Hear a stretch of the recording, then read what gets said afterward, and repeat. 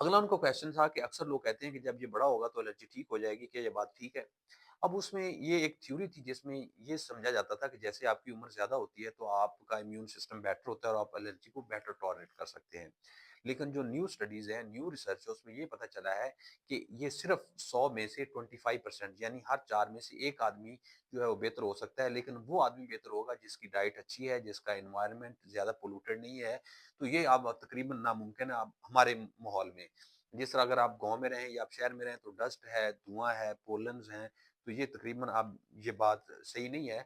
सिर्फ़ चंद एक लोगों को बेनिफिट होता है, आप सिर्फ़ 20% लोगों को कह सकते हैं।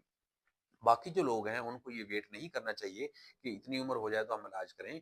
इसका जितना जल्दी एलर्जी का इलाज किया जाए और स्पेशली वैक्सीन के साथ किया जाए उतना आपको अच्छा और लॉन्ग टर्म बेनिफिट हो सकता है और टाइमली बेनिफिट हो सकता है।